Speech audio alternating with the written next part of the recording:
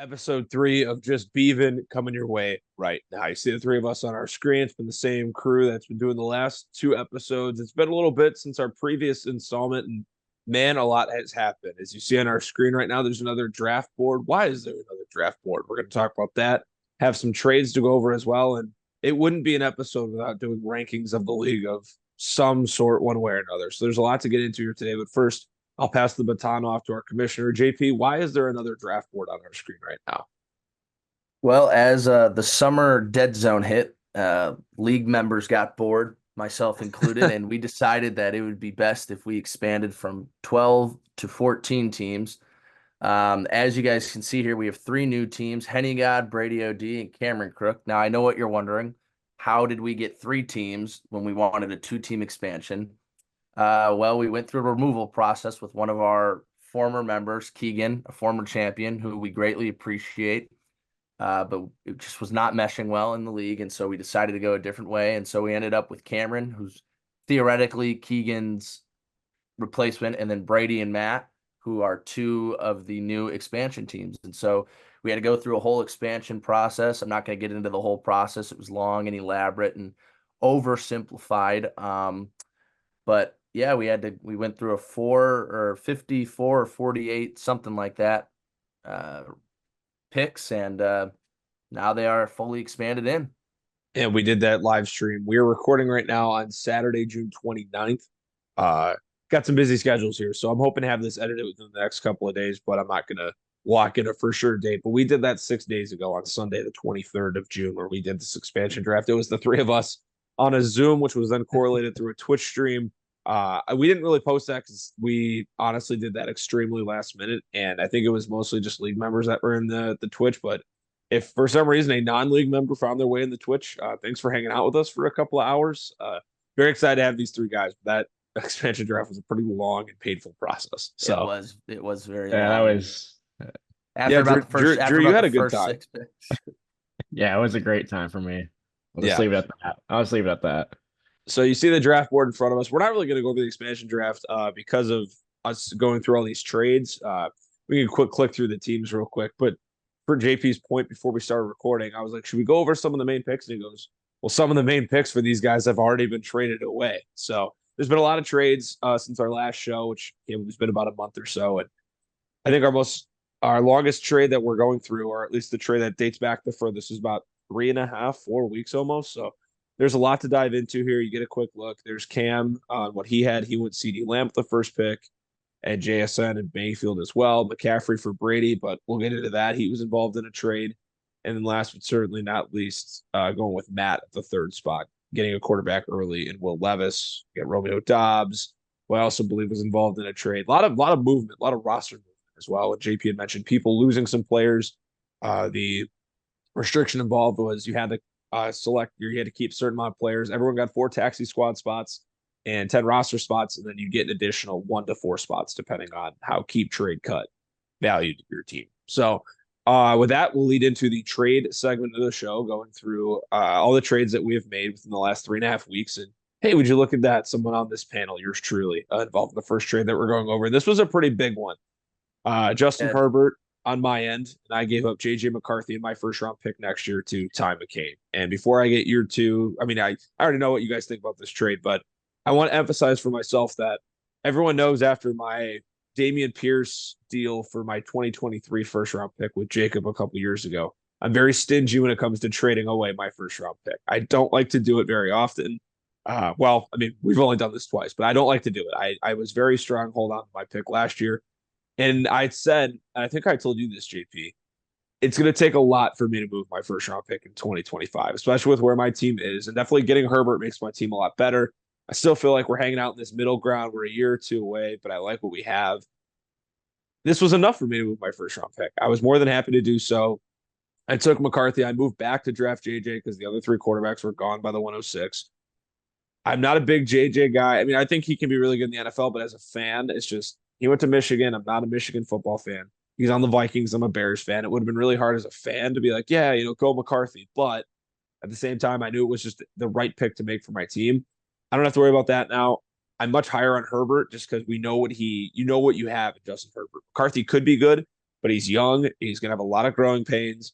I felt strong in making this trade at the time. I didn't realize the reaction it was going to get from the rest of the league in the moment. I didn't realize it was going to be that lopsided according to the other, at the time, 10 members of this team. Because man, this trade was made on June 3rd. It's been a minute. We're happy. It's almost a month. Yeah, it's Been been a a long minute, time. yeah. It's been a long Yeah. time. So I've done enough blabbing. I feel great about it. I'll turn the floor over to you guys.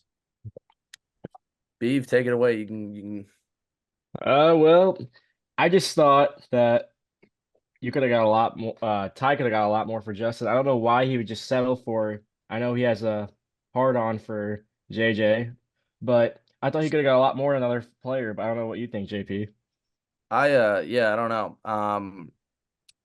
He definitely could have got more. I mean, Herbert's at least in dynasty terms, at least a top 7, 8 quarterback. I was granted, thinking top 5. Granted, he doesn't have the rushing upside, but they just hired Greg Roman.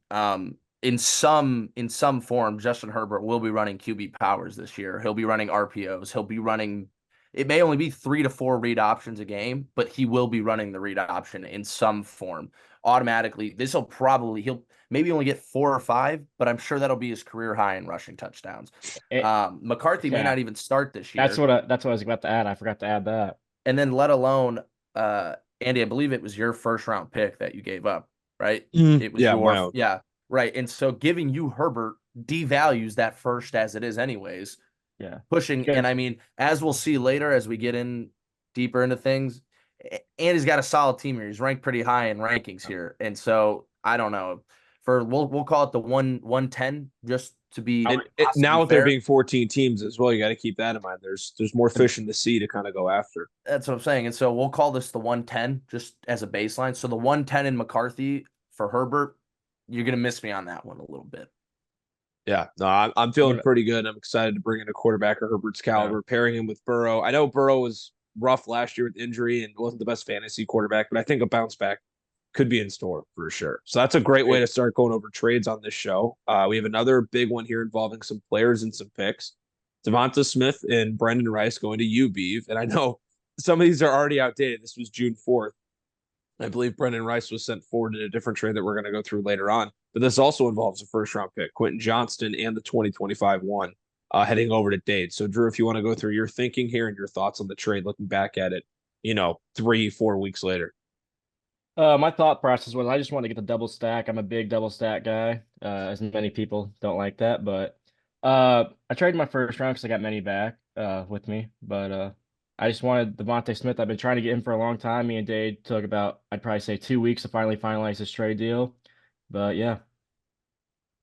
My issue isn't with Beav. I mean, Beav, I think, blatantly won this trade here. We're getting Quentin Johnston, who struggled getting any separation in the NFL. Granted, Nico Collins just proved that third-year breakouts are still possible, and I know Johnston's only in his second, but that wide receiver room is going to be terrible this year, beyond maybe a late or mid breakout from McConkey. I'm just not with that first-round pick from Drew, which again, now Drew's team is much better. It devalues sending Devontae Smith there, and on top of it, all you want with that pick is to find a Devontae Smith. Mm-hmm. I'm not sure why you would trade away what Devontae's 24, 25. I'm not sure why you would give that up to go get a first, or just a singular first in Quentin Johnston. But I mean, Dade seems to have it figured out now, which we'll see. But yeah, especially Devontae just got that new contract, so that's only going to increase his value more. I mean, he was already known that he was very valuable to this Eagle offense, and Jalen Hurts, they got a good connection, but especially with that deal coming through, that just adds even more assurance to that regard as well. So good trade for you, Drew. Smith's a good get, and similar with my reaction as well on moving my own first. It takes a lot to move your own first round pick, but with a player of that caliber who's that young and that impactful, it's a pretty easy choice to make. And a lot of picks moving here between Cam and Ty. Cam getting Mike Evans and Joe Mixon, the new Texan running back for Ty Chandler. You got a first in there as well, but it's not until 2026. A second in this upcoming summer's draft, and then 2023 third. JP, a lot of picks on the move here for a couple of older, more established guys. One being in the same offense he's been in his whole career, and another joining a new system. Yeah, I can't I can't say I was surprised when a deal like this happened, given that it was Cameron on the side sending all the picks. It was honestly pure humor because right before this trade happened, I believe it was this trade, me and Cameron were literally having a conversation about how he learned his lesson about not dealing away his entire future in draft capital. A bit of an overpay for guys like Mixon and Evans, but Cam wants that championship, and if he wins the championship, I'll look at this trade and I won't even. It'll be the best trade he ever made. But if he doesn't, then it really creates an issue for him down the line having no capital. Anything to add, Beef? I got nothing to add. He's spot on. So I say Yeah. it's a little overpay. I think Joe Mixon could have a good year in Houston, but we'll see what happens. Moving a first round pick for older guys is definitely Yeah, something. it's But very risky. like Always JP it's said, it's one of those you're playing for the championship there, and if you Yeah. don't win it, it really yeah. stings. And I think he's one of those. if he wins the championship this year, I think you could see. Funny that he's on this panel. I think you could see the Beaver effect where he just rips it down I and is 100% full on Oh resetting yeah. the team. Well, So he's still trying to get over that hump. What has it been the last 2 years? He hasn't won the first round game. Yeah, he has not won. No, yeah, he won a playoff game last year. Oh, he did. Okay. Yeah. yeah. So we'll see down the road. And JP, you're involved in this trade. This was you getting Derrick Henry, moving some I younger am. pieces. I And once am. again, similar to the last trade, 6 total draft picks involved in this trade.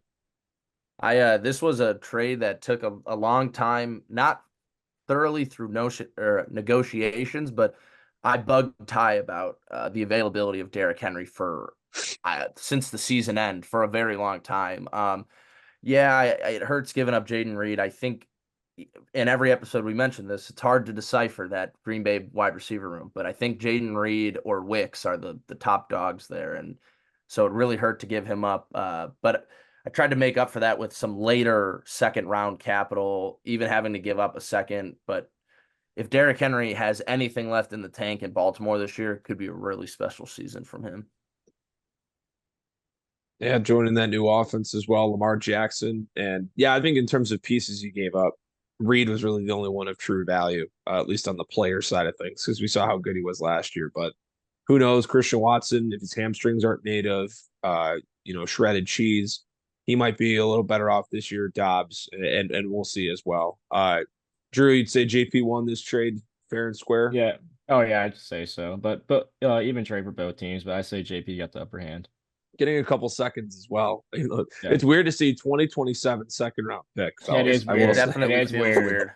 weird. I know we're in Looking at- 2024 now, but When we get to a later deal, I'll bring up just how weird it was seeing those picks sitting in there. we got Cam and Jack here. Jack, a guy who I think we had talked about one of the first 2 episodes when we said who's made the least amount of moves in this league in the 2 years. He was one of them, and I think he's similar to. And I said this before we recorded about my Justin Herbert deal. I feel like I'm pretty active. I make some moves, but when I do make a bigger trade, I have I bring the force. I have intention behind it, and it's very meticulated. This trade for Jack, a little bit of a head scratcher, I think, in terms of, and we could talk about it involving the expansion draft, holding on to Josh Jacobs the entire time, obviously, these first 2 years. We just talked about Cam getting Mike Evans, moving the first, and now he ships him off to another squad. I just don't understand this trade for Jack. I mean, he tries saying every day that he's trying to get younger, trying to build on, trying to make his dynasty team, getting more picks. I mean, he did the opposite thing here. I mean, he's getting 2 older guys. I mean, Dameon Pierce, he's a young guy. He's not even going to be starting for Houston. He's going to be the backup, maybe get 5 to 6 carries a game. I mean, I just don't get this trade. What about you two? I don't know. Yeah, I mean, as we briefly mentioned at the beginning of the episode, we had that expansion draft, and I believe it was Cam who took Dameon Pierce right here at the 401. So 4th round pick in the dynasty draft. So not only did Jack the make this redraft. trade, He's losing. but he at didn't 12. keep Dameon Pierce. So he essentially traded Jacobs for Evans straight up, which I cannot wrap my head around. Given the scarcity of running backs, especially in this league, where we tend to overvalue running backs because there's so little of them, this one's just mind-boggling to me. And just to add, I could be wrong, but doesn't he not have a first this year? He does not own a first. That's just mind-blowing to me. I don't know. Maybe he's got something up his sleeve, but I could be wrong, but we'll see what he does. And shocker, Cam involved again. This is a pretty big one. With the potentially, I mean, on paper right now, before we've even seen a snap played this year, it's the best running back coming into the season in the rookie class with TJ Hawkinson to Ty in exchange for Jalen Waddle and a third round pick. We talk about guys who have been traded a lot in this league and who have seen a lot of spots. I think this is the third time, if not the second time, Ty has owned TJ Hawkinson in this dynasty league. He has been moved around a lot. I think in particular, he's been moved a lot between these two gentlemen right here who made this trade back on June 7th. Yeah, I want to say it is the third. Could easily be wrong. It's more likely the second, but I want to say it is the third. I again, this is one of those trades for Cameron where I'm just looking at it and I'm head scratching a little bit here. I understand Hawkinson's probably not going to play till maybe week 6, 7, 8. But I'm thinking Cam's already got a really good, fairly younger, kind of that middle pack, 26, 27, 25-year-olds group of guys. I'm not sure what going to get Waddle really does. When you have a 21-year-old running back in Jonathan Brooks right there, I don't know if I'm going to declare a robbery from Ty, but Ty definitely is a winner in this trade. And Yeah. not to say anything, but I think both these players are off Ty's team now, correct? No, I believe Hawkinson's still there. Yeah. And for those thinking, how do you guys not know that? Listen, there's been a lot of trades in these last 3.5 weeks. Yeah. So there is going to be a deal or two that we've done. I mean, we've already seen it where Mike Evans has been traded 2 different times in the last couple of weeks. There are going to be deals where every piece from a deal 3 weeks ago is completely in different spots now. So a lot has happened, but this was a pretty heavy hitting trade involving some high impact guys, not only from guys of past, but now, and getting a third round pick involved as well in this next year's draft. And how about this, Mr. Tamilla? We're going to see a couple here from Frank. And to add some context, this was involved in the protecting of guys heading into the expansion draft, JP. Frank was one of the few people. I know I had it as well. Did you get 4 protections on top of? I did not. I had 3 protections. I believe it was just me and Frank that had 4. Yeah, it was just I had 4. Nah, oh wait, no, I had 3. It was just Frank and Drew had 4, and then me, you, and Zippy all had 3. Yeah. I was like, I don't know why I thought I had 4. I know I had more than I thought I was going to, but this was a tough thing to talk about for Frank because having the expansion draft hurts teams like him who had done such a good job building up depth and having a strong spot in that roster. I mean, he lost some of the pieces he let go. I mean, everyone lost at least a couple. I don't think he got dinged as much as we would have thought, or I think he made moves like this to get draft capital to ensure that he wasn't letting guys walk for nothing. And honestly, I think this trade was interesting because Frank had no leverage here. And we're going to see that in the next trade that he made because it's either he gets a draft pick or he loses them for nothing. And he was able to net a second in next year's draft. Yeah, and I think quickly touching on both of these, I mean, he made the moves for the exact same reasons. The Dotson, I mean, good value for Ty. And like you said, Frank had no leverage here. So to even get a third for Dotson is great. And then quickly back to the Kirk thing. Yeah, I mean, for Ty, it was a good. I mean, I understand giving up a second for Kirk because otherwise Kirk's going in the top 8 of that expansion draft, maybe the top 9 easily. But yeah, so I mean, good moves on Frankie's part to go get his value, and then Ty picking up the scraps about as good as you can. So, yeah, second and third added to Frank's arsenal next year's draft. I know when looking at Frank's picks in the past, our first 2 rookie drafts, he's had quite a lot of draft picks. This draft, to my knowledge, and I think he gave up his first to Jake way back when. So Frank, as of right now, doesn't own a first this upcoming summer, which, I mean, you look at his roster, that's not the biggest deal in the world. But he's able to add some picks in the middle rounds to keep himself active in our third draft, which is a long ways away. So how about this? You got Luke Hunley. How about Luke making an appearance here on the podcast, on the show? And he got himself a second-round pick. He fetched himself a second for Calvin Ridley. That wasn't a dig at Luke or anything. I just feel like when we've had these shows, his name hasn't come up a whole lot. So it's good to get all the league members. I'm pretty sure we're going to talk about I could be wrong, but I think every single league member is going to make an appearance, at least in a trade they've made, which makes sense. We've had a lot of deals. So all but one. I believe Kale is the only one who hasn't made a deal. Well, and we just mentioned Kale, so everyone at least gets a mention here. Yeah, there we go. On this episode. I would just say very shocking trade by Luke for someone who always says, I don't know how to work the app, but I'm actually glad he made a trade by the way. Yeah, I think he's bluffing. I think he knows how to work the app. I I think he's know. smarter than he leads on. I don't know Luke as well as you guys though, so he I is could be smarter totally. than he leads on. Yeah, he is. But Because JP will say, I have to show you how to go onto the app and make these things, which I don't buy that for a second. It's we're talking about Luke like he's in his mid 40s. I think he has a bit of a grasp of what we're doing here. yeah, Uh, just a quick trade here. Henny Matt giving up his own second coming into the league with already one of the worst teams, and then immediately gives up what's likely to be the 201, 2 or 3. Calvin Ridley, big head scratcher there for me. But and Yeah, I as we'll get know. later on, becomes even more of a head scratcher. So I'm not gonna talk in that trade. oh So boy, you, Drew. That's all you need to know. Drew is ready to move on, and we go from one Luke trade to another. He got himself involved here in receiving T Higgins, and as someone who Cameron texts pretty frequently about things, it was no shock to see T Higgins be moved, considering I know he's been on his trade block for quite a while. Um, I think Cam did better with what he got in this side of the T Higgins deal than anything I could have given him, to be honest. Even though he was the one pitching packages from my team, I think it may have been better in the future that there was nothing I or anyone else maybe could have done, because getting Devo in a draft pick for a unhappy T Higgins isn't a bad package to receive whatsoever. you guys might diss on me for this, but I think Luke won this trade. I think it all I depends on think where Higgins goes. That's true. and I think it was honestly a fair trade. If I had to pick a winner, No, I I agree. probably would pick Cameron only because I'm competing against him for a championship, and him getting Debo, especially if Ayuk gets shipped out of there, is really going to hurt because Debo's going to be used again as that all over the field guy.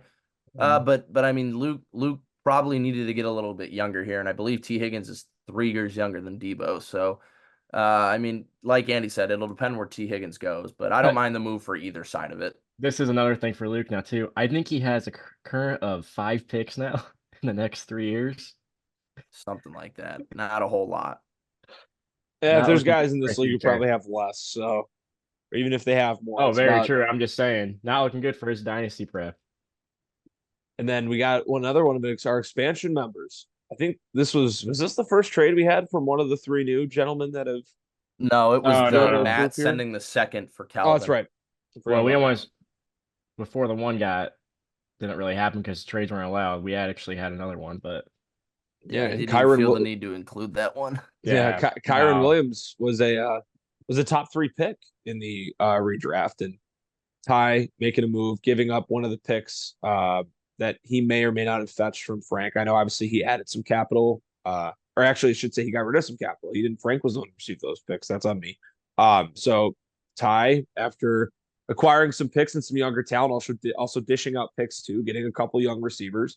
I know he gets Kyron Williams here, and Jonathan Brooks is on the move for the second time in this episode. I think the only thing that kind of gets us here, we said this after Williams was taken with a third pick in the rookie draft, in the redraft, and the expansion draft. And I'm going to say it here as well.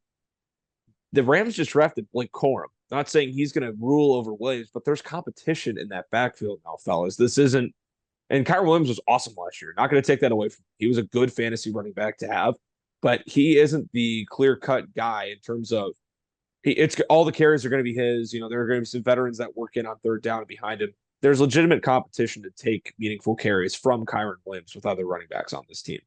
And they're saying he might not even be ready week 1, right? Yeah, he's That's got what some that's what I've injury been reading. concerns. Yeah, he's got Yeah. some injury concerns, and I mean that dates back to his time at Notre Dame. As a Yeah. Notre Dame football fan, he was injured quite a bit. And then I believe this second pick is mine that Matt received. So we'll call it we'll give everyone the benefit of the doubt with these. We'll call it the 208, the first team out in the playoffs. We'll call it the 208 and Jonathan Brooks. For Kyron Williams, just seems like a bit of an overpay for Ty, especially as someone who was looking like he was headed on the right track in the rebuild here. This move, Brooks 3 years younger than Williams, and will probably have minimal competition outside of Chuba Hubbard, who's a great rotational guy, but is definitely not a clear starter in the Common. NFL. So Yeah. Yeah, much more tread on those tires for Brooks as well. Even though he's coming off that ACL tear in college, which isn't great, but let's be honest, it's kind of like the UCL in baseball where everyone's getting Tommy John. I feel like everyone's tearing their ACL nowadays in Yeah. football. That sounds like an old man yelling at the clouds take. I sound like a 50-year-old saying everyone tears their knee, but it's true. I feel like, we're seeing guys tear their ACLs and guys are coming back. Not all of them come back in the same form, but you look at Saquon Barkley coming off a good year and he just got a big contract. He's dealt with significant injury issues down in his lower body in the past, and he's come out all right. So not saying that's going to be Jonathan Brooks, but in the same regard, he could be just fine. He's super young too. That gives him a chance to bounce back and get back after it. So Cam and Dade here, all draft picks. Aaron Jones, first year with the Minnesota Vikings. CJP starting to smile a little bit. 2/3 and a fourth. I kind of forgot this one. This one kind of went under the radar for me as well. This isn't a lot of draft capital to fetch for. I get Jones a bit of an older guy, but he's the workhorse there in Minnesota. This is a little confusing. Yeah, a long time ago, over a month ago at least, I offered Dade a second, Rondale Moore, and maybe Kadarius Toney was the Wow. other for Aaron Jones. And I was told that that is not enough for Aaron Jones. So then to see a month later, I get the expansion draft happen, but I mean, geez Louise, I mean, a month later to see him go for 2/3 and a fourth, and all of them spread out. It's not even like he got it front loaded or back loaded. They're all spread out. I mean, I was in fits when this trade happened. Yeah, I believe the 2025 third is Ty's or Frankie's. I think it's Frankie's. The 2026 one is Luke's, and then the 27 is Cameron's. So automatically that 2025 third's at least 311, 312. More than likely, it's definitely in the back half of the draft. And shout out the 2027 fourth. That sweetener getting thrown in there definitely sealed the deal. I'm trying to do mental math in my head right now. That's either a senior in high school or a freshman in college. In that 2027 draft. Freshman. Yeah, so incoming freshman. So drafting, it'll be a fourth round 2027 pick for a guy who hasn't even played a snap of college football yet. Which is maddening. I think that's how it works every year, but still to see 2027 up there is hard. It's crazy. Especially considering our initial draft was August of 22, which feels like it was a long time ago. Big deal here. Dade once again on the move. The Hamburglar, Jacob, and our new split division. We have the North and the South, 6 teams on each side. This only makes our division, fellas, a lot stronger. But a first round pick on the move. We've had quite a few of those in this sequence of trades that we've gone over here today. 2025 first, Jalen Polk, rookie receiver out of Washington, had a good final season of college football. Him and Drake May, it's a whole new offense there in New England, but Brandon Ayuk, similar to T. Higgins, I think if not a lot more on the side of, we've been seeing him involved of I want out. There's a lot of drama going on there, so we don't know where he'll be, but still a big move, a couple big picks for Dade for one of the more talked about receivers in the football world as of the last month or so. Yeah, I love this trade for Dade. Just a little bounce back from his Aaron Jones trade. I just think he had a bang of a play right here. What do you think, JP? Yeah, just a brief correction. 7 teams in each conference now. 7. Yes, that's on. Yeah, just wanted to. Now that we have 14, I'm so used to having the 12 and 12. I know. 12 total. When I input stuff into places, I've said 12 a couple times. I had to go back and fix it. But to the trade real quick. I like it for both sides. A bit of an overpay for Zippy, but he's in a position where he's able to overpay for these guys. And as we'll talk about as I'll talk about when we get into the power rankings, there's been a very a big shift in the dynamic of the league as we are extremely top heavy right now, and to keep up with that. You're going to have to overpay for guys like Brandon Ayuk. Otherwise, you fall into a middle purgatorial ground where you don't want to be. So Dade did the best he can, getting great value for Brandon Ayuk. And then Jake had to overpay to go get Brandon Ayuk to stay in this arms race, really, to try and win a championship. So trust me, the middle is not the place you want to be. We talked about it an episode ago. I think I'm 15 and 13 in my 2 years. And I'm hoping with adding 3 or 2 more teams, but having 3 new faces here, mixing it up, that having 14 total, even if it is a 7-7 or a 6-8 in terms of teams going for it and teams not, having 6 or 7 teams go for it. I mean, that's the playoff picture minus one person. So that's still a good enough to anyone's ballgame because I think we had it to a point last year where teams were in. Like I was in the playoffs, I didn't have a shot at winning the title. I mean, I guess you can once you're in, but realistically, it was one of three teams to win the whole thing. We're hoping that's a lot different this year. But oh my blockbuster here, JP, Christian McCaffrey, a lot of draft picks on the move. We mentioned with Brady in the expansion draft that hey, he got McCaffrey, but it's not going to last for long. And you just talked about the arms race having to keep up with everyone. This was your way of doing so here, acquiring the guy to have in fantasy football. Yep. I this was a 48-hour negotiation with Brady. It took us a long time. And one of the things I pride myself on, especially in this deal, was I was consistently the best offer. I don't want to out Brady for anything, but we were in communication about other offers he was receiving because I told him anything he was receiving, I would match and or go over and give him the decision. And I mean, some of the offers I was hearing that guys were making to him. I mean, we're talking about for Christian McCaffrey, and some of these guys were out here offering seconds and thirds and players. I mean, that's just insanity to me. Now the one thing I do want to mention on this is I was a big Rashee Rice guy coming out of SMU. I'm still a big Rashee Rice guy. It sucks that he's going to miss probably 6 games, but I genuinely think Rashee Rice has the potential to be like in that Michael Thomas realm of underneath routes, and in fantasy, that is exactly what you want. So it really hurt to give up Rashee Rice, and then Luke's first. I think we could see a down year from Luke here, so that could probably fall in the top 7 of picks. I know a lot of the league members think this was a robbery, or that was the initial reaction, but it quickly cooled off. But I genuinely, if I was on the Brady end of this, I would have been okay with getting that for Christian McCaffrey, maybe a little more. But I mean, what leverage do you really have? I mean, you would have had to sit there and then listen to Cameron Boyer offer you picks for incoming freshmen into college. And table So I mean, it scraps. was So I mean, it was really with some of the offers I was hearing. I mean, I'm glad for Brady coming into this league that he didn't get completely ripped off right into the rip of things.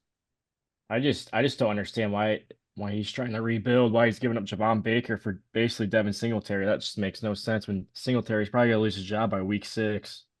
I mean, You got to yeah, give something to get something, though. And I Right. think I that's part of guess. that mentality as well. JP as well having talking about you. You have obviously a lot of picks to give in this 2025 draft. So I'm sure you felt a lot more comfortable pulling the trigger here, knowing you still have a lot more ammo to work with next May when we do our third draft as a league. Yeah, and then just to quickly touch on that Javon Baker thing, that was one of those things I was not leaving without.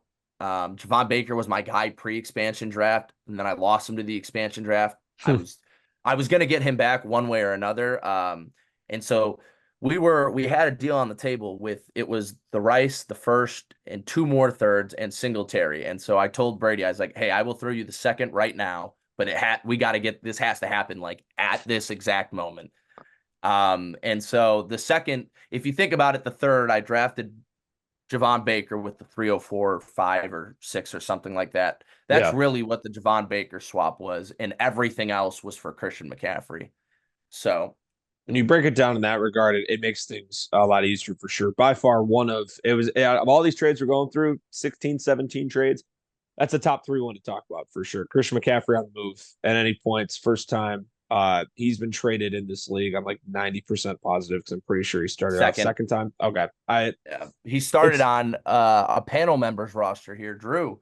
That's And then right. Drew Yeah, he traded was with you, Drew. He traded Drew Key. traded him Right. for scraps. Yep. Yeah. So, hey, he's on the move, and we'll see how much more he gets moved throughout this league. He's a pretty valuable piece to have, and in the redrafts in terms of stuff this year, he's either if not the 1-1, he's in the top 3. So, the other trade that just went down under 24 hours ago, Drew.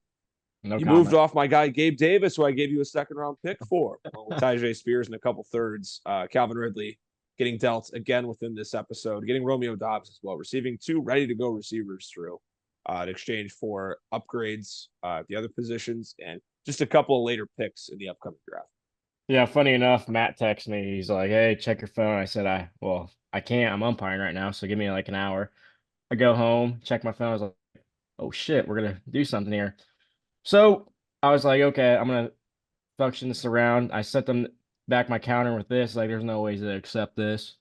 Funny enough, he's like, "Oh, I love this trade," and I was like, All righty, let's do it. And so we did it. So as you see, total upgrade for me at receiver. Now I have Ridley, clearly the number. I guess you could argue with Hopkins, but I see him as the number one in Tennessee, and then Dobbs is another bench piece. I love it. So I don't know what you guys have on your opinion on this, but I just love this trade for me. Yeah, great deal Yeah, for you. I agree. yeah, it was a really good deal. Yeah, you absolutely won this trade. Seeing Matt trade a second to go get Ridley and then not even getting a second back for Ridley is as these expansion guys try to navigate the fields of the dynasty world. And then we're not an easy league to deal with because regardless of a trade, someone's coming at someone's throat. Matt likes this deal. I'm not sure he was aware that Tajay Spears has no ACLs in his body. And may not even get a second contract. Drew staying in that arms race, getting great bench depth, and maybe even starting pieces. So good work on your part there, Drew. Hey, they're all gonna make mistakes, man. Yeah, I took Cooper Speaking Cup of with my one, first round pick. So in the initial startup, that was biggest regret I have to this day. But we all move on, and just because you make one or two deals that not everyone agrees with, or might not be good for you in the moment, could That's still right. end up a-okay. This is the last trade we're going through in this. Go at it here.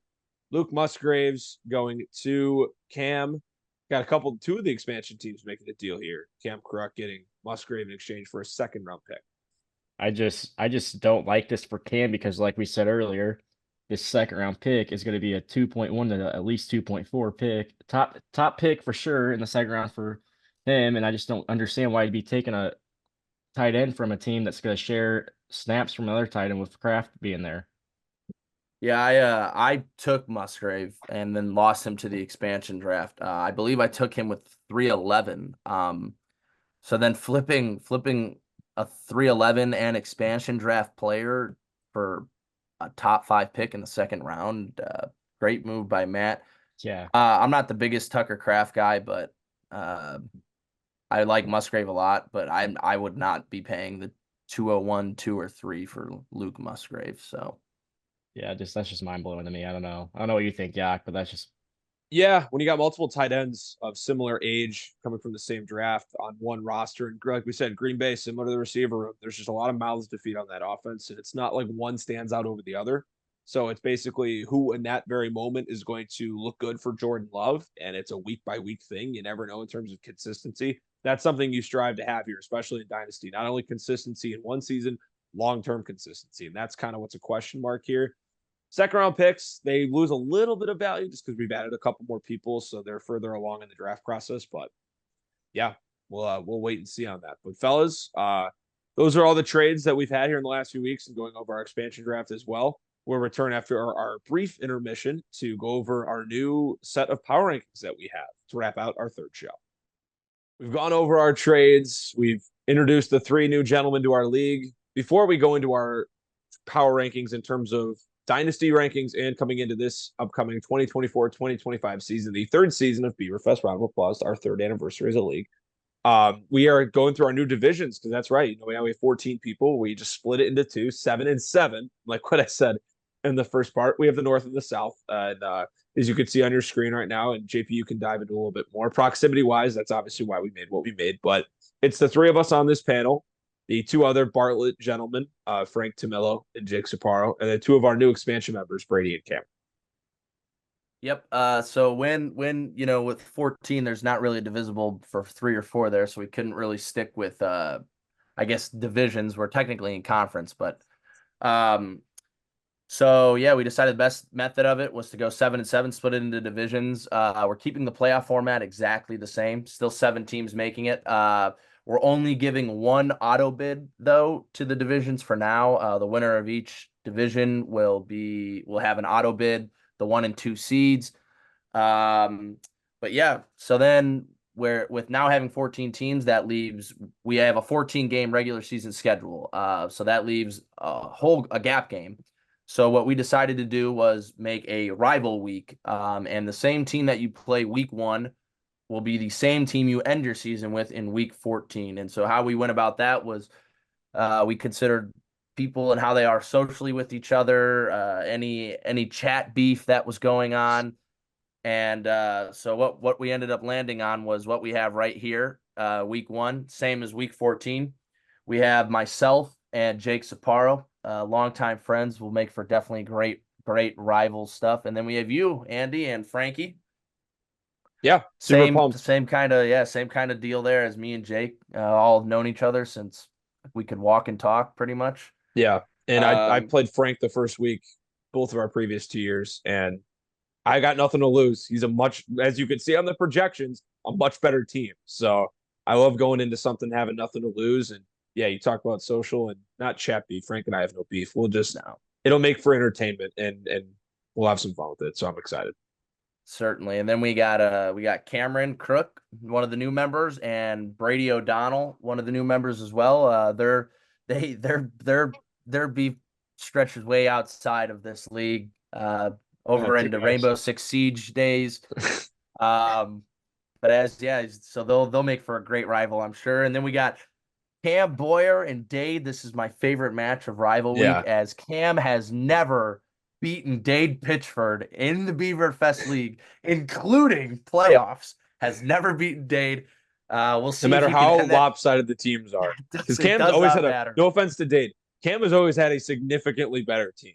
Like Yeah, not even 100%. close in my 100%. And so as we can see here, Dade's blowing it up. The name tells you all of it. The 2024 Titanic. We'll see if Cam can finally get the win on him. I think that is the Then largest projected point discrepancy we have in week one. I'm smelling 68% chance. as Cameron would say, Tankville will probably drop a 50 bomb that week. Well, and right as you say that, we move on to another 68% chance here with the Mean Green Machine and Roll Red. This is Luke Hunley and Matt, one of the new teams. This is what we call, I believe, is titled as the War of Route 4, if I am correct on that. These two guys, farmers at heart, use talking about different equipment when referring to Green Machine and Roll Red. So that's where that rivalry comes from. I'm sure that one will stick around for a while.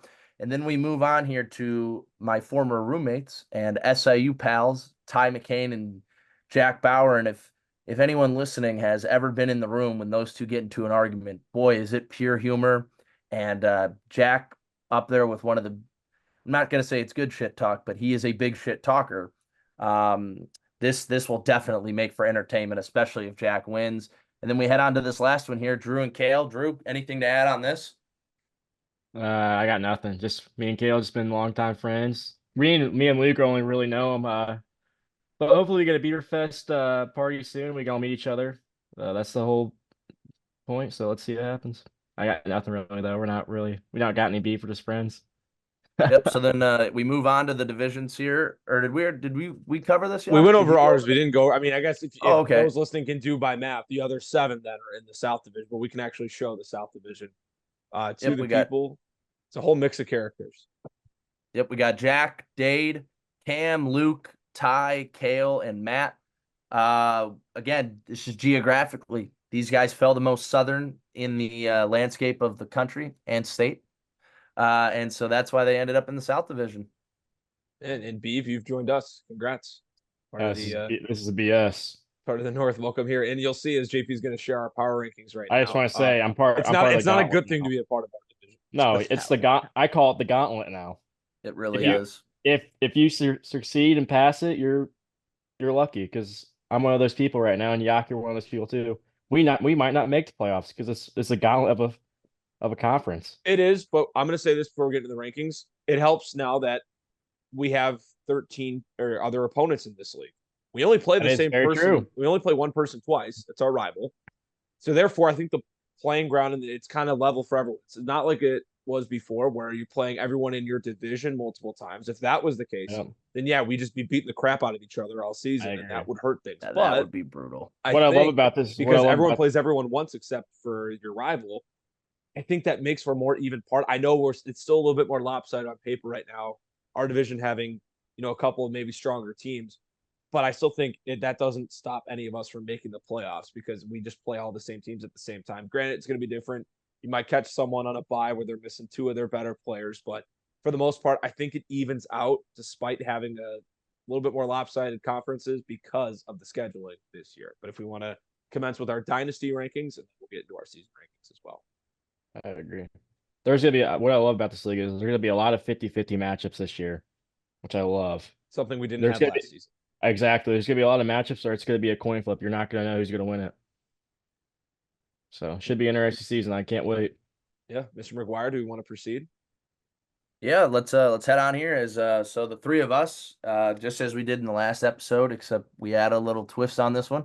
Last episode we went solely on the dynasty rankings and how we project teams now, but with a more heavier focus on the future, 3 to 5 years from now. We still kept those rankings, but we are now just going to differentiate with a dynasty ranking and then the power rankings for the physical season that is up and coming. The best roster to compete right now for a championship in the up and coming season. But we'll shoot back up here to the dynasty rankings and we'll kind of give our thoughts as we go on here.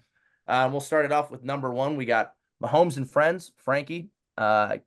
Really am not sure anyone is gonna be shocked by that. He hasn't moved in any of these power rankings, and he'll probably be at the top of the power rankings for the next 3 to 5 years. Yeah. So That's Player what favorite happens when for a you long swing some time. pretty sweet deals involving some good draft capital and some young guys. So I mean, Thanks, Spank. Don't appreciate for those. Thank you. yeah, it makes our job doing the rankings a lot easier because we just know who automatically to put at one Exactly. every time. every single time.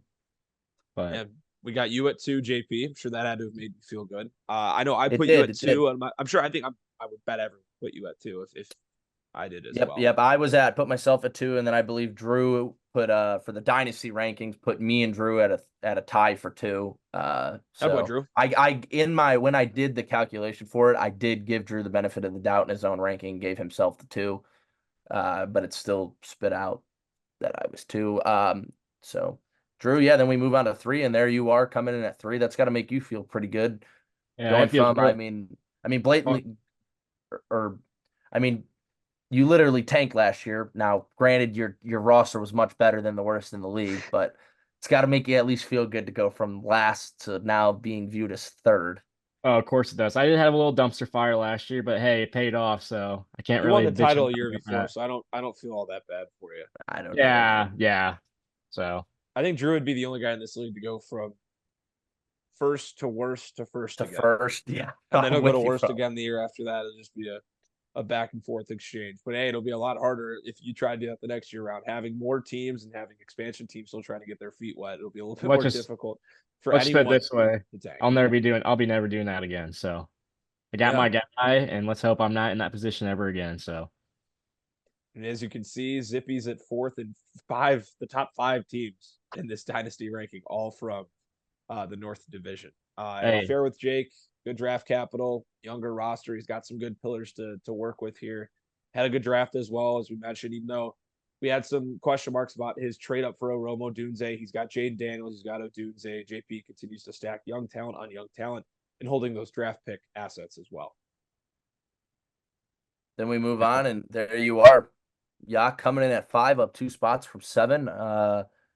In this arms race, I found it curious. You've stayed put. You haven't attempted to hop in the race, which I think your roster is good enough with those spike weeks to win a championship. And so I understand also not moving. Now, granted, your second round capital, you have a lot of it. So I'm just kind of want to hear your thoughts really on why you've decided just to sit tight on. And I guess we can get more into that on the next rankings, but I do want to hear some thoughts eventually on why you've decided to not hop into the arms race. We're waiting for the right move.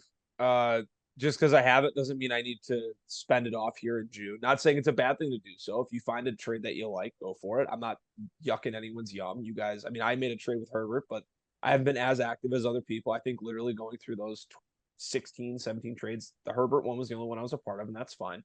We're waiting to find the right move. I want to use that capital as ammo moving forward.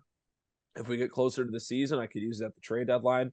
It's just something I like to have in my back pocket. Yeah, if we're a few weeks in and I notice, oh, we need to address this or this needs to get taken care of, then I have that to go forth and to try and make a move. So I like holding on to it, and I like where I'm at right now. As mentioned, we're trying to build up this climb, and adding a guy like Justin Herbert, I'm sure, is what really helped move me up these rankings.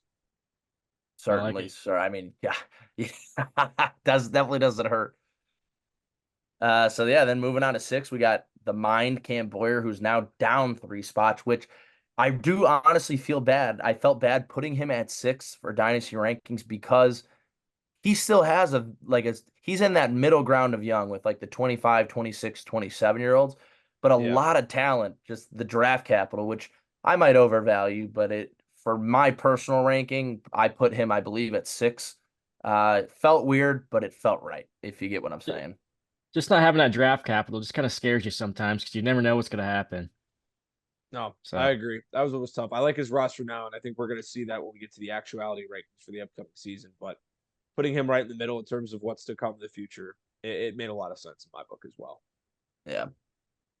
Then moving on, we got Lockheed Martin and Ty McCain, who is up 2 spots from 9, which is funny that he moved up 2 spots because I think after that Herbert trade, if he sat put after that, I don't think he would have been up 2 spots. I think he would have been down 2 spots. But he's made some good moves to go back in and acquire draft capital, which he had none of the last oh, time we yeah. came around and made these rankings. And then having Justin Jefferson, I mean, that automatically hovers you in a great spot every single time. So I mean, that's a 20 plus points every week. So, I mean, can't really complain about that. So, Yeah, holding on to a pillar like Jefferson, he's making the youth movement. He's changing the tide a little bit with the direction of his team, keeping him middle of the pack in that same regard, kind of like with Cameron, but in a different roster format.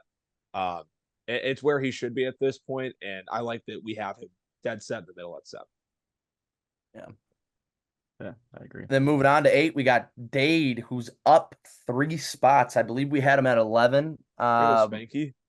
I love it. I love it. In the 12-man format, we had him at 11. Things were not looking good. He Well, they were decided to not. blow it up and go get young guys and draft capital. And we've rewarded him with the ranking, putting him at 8 there. He's making good moves. The roster's on the up. And if he keeps selling out and ends up with that first pick, that 8 could easily jump to 6. I mean, I think he's got 3 first. Am I wrong? Or Yeah, he has 3 first. Yep. because he has himself, he has Kales, and then I think he has Jake's, right? No, he has Frankie's now. Frankie's, Yeah. okay. So yeah, But good for him, still, man. he's done a Love good it. job loading up on ammo, and that's a big part of the dynasty part of the rankings, right? We look at draft picks as well and them holding equal value to the youth and the old on your roster. Dade's done a good job positioning himself for the future beyond this year. It's not going to look pretty for him this year. I mean, we saw it when going through rivalry week. His team name is literally the 2024 Titanic, and he's made it known that this year will not be his year, but that's okay. That's why, we keep these teams and we keep building from year to year. And for him going forward, he's put himself in a good spot. Keep it rolling. Keep it rolling. I love it. Yeah. For Keegan at number 9. Now, the team name for Mr. Kruk, who is taking Keegan's place in this league. We've kept him at 9, and we have the dashes by especially our expansion teams too, because we hadn't ranked them before. So there really is no starting spot to put him. But it is interesting, fellas, to have in terms of a long-term outlook as well, one of our expansion teams into the top 10, especially because they aren't given a surplus of capital when they join the league. And, they're I've used this phrase already, but especially the definition of what they're given in an expansion draft. It's table scraps. It's a bunch of guys that nobody wants or that people don't find as valuable. So for Cam to find himself in the top 10, at least in the long-term outlook in this league, that's promising to see from one of the 3 members that joined this league just a couple of weeks ago. I'm gonna say a bold take here, and I'm probably gonna get hated from our members, but I'm gonna say it and I'm gonna stick with it. Cam Kruk is gonna make playoffs this year. Coming from you, that's not surprising after what how you felt about Cam's draft on the Twitch stream. For those who didn't join, I think after every pick Cam made, Drew was like, "I love that pick for you, Cam." Well, So, if he makes another move like that Luke Musgrave for a second, I could take my statement back, but we'll see what happens. Hopefully he's learned his lesson, and we'll see. yeah, Same kind of thing I said about Ty. Having CeeDee Lamb automatically elevates your roster to a great spot. And I believe I think he has JSN as well, which I'm not a big JSN fan, but I mean, the ceiling is obviously there, and he's a young piece and was a highly touted prospect. So, yeah.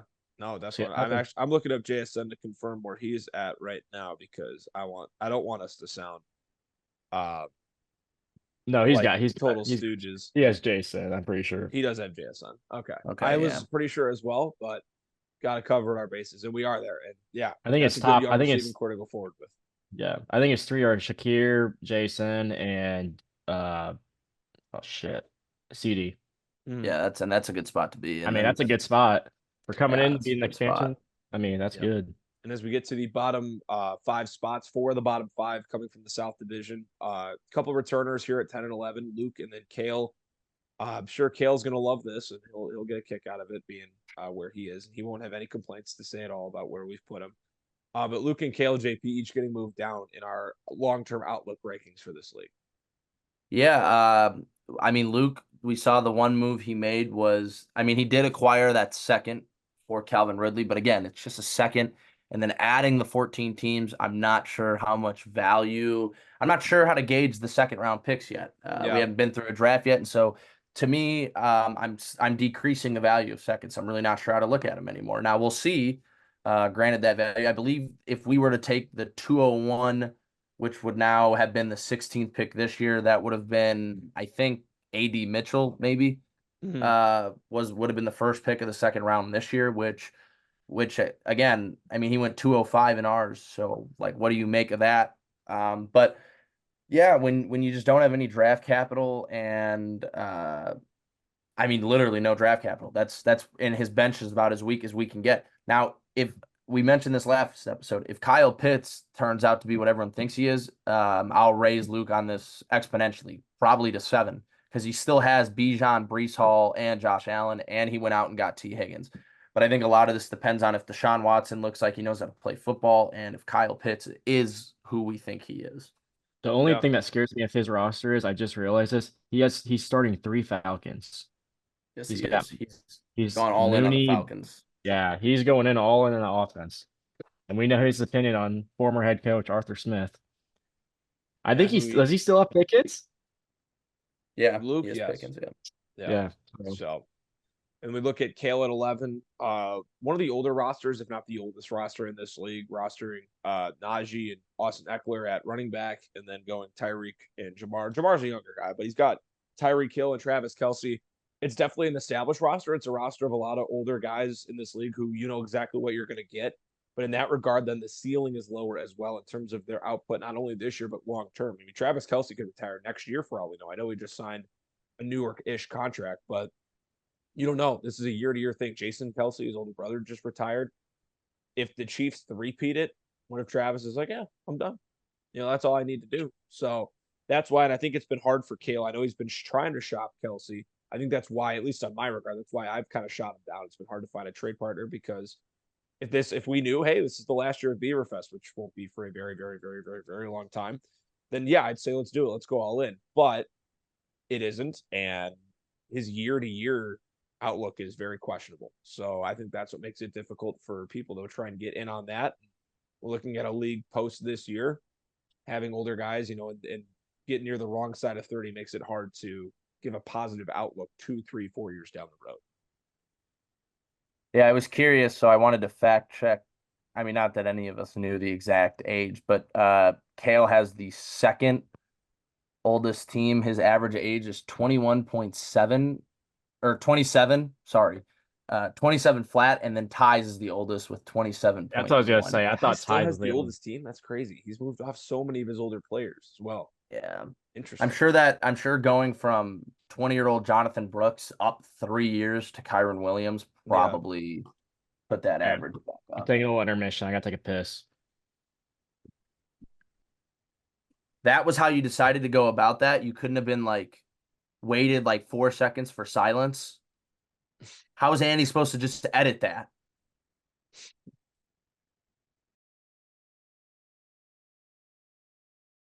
Sorry about that, viewers. Much needed bathroom break there for the Beaver as we get to our bottom 3 here, the dynasty rankings. A couple of our new guys, Kale, or I should say Matt and Brady, and then Jack falling down to 14. Guys, I don't know how we feel about him going beneath all 3 of our new expansion members into this league. Yeah, I mean, when you don't own your first round pick and then you're out here trading for older assets, yeah, we're not going to take too fondly to that. I understand he's probably got the quarterback position figured out now with T-Law and May, but the rest of the roster, some stinginess on not wanting to trade players for picks is probably going to set him back a while. But I personally had Jack ranked last in my dynasty. I think I do. I mean, it's just time's ticking. it's just a timing bomb until freaking Jonathan Taylor's just done. I mean, he's got him and Andrews. I mean, they're just getting older and older. I mean, it might be time to move on from them. I don't know what you two think, but He moved that's on just my from opinion. Jacobs, but the price was tough. So I mean, he's starting to catch the hint that running backs aren't as valuable as they used to be. But at the same time, if you're going to deal those guys away, you got to get proper return for them. And if that's the type of return he's looking at in a Jacobs deal, I don't necessarily know if it would be best for him to move on from Taylor as well, because you don't want to see him fumble that in the same regard. Exactly. I agree. Like we said, with the two newer fellas outside of Cam, Matt and Brady, it's tough to gauge a dynasty perspective. We saw their drafts. They made a couple of trades, but it's one of those where it's too really early to tell before we can get really involved into things. I mean, I know there are some first round, second round picks going to both of these fellas that they've been able to make deals on. But once again, that's one of those where even though you have the picks, we talked about this before recording, even though you have the picks, other guys at the top have picks too. JP's got a ton of picks. Jake's got a ton of picks. I have 4 second round picks. Not trying to boost myself, but it's just like that as well. Plus, you look at the young talent on the roster. It's dynasty isn't just draft picks. If it's just draft picks, these guys would be a lot higher. But you have to value what they have coming into the season as well. And it's just not up to par with the rest of the league. And that's fine. That's what's expected when you're drafting from a bunch of guys that nobody wants on their team anymore.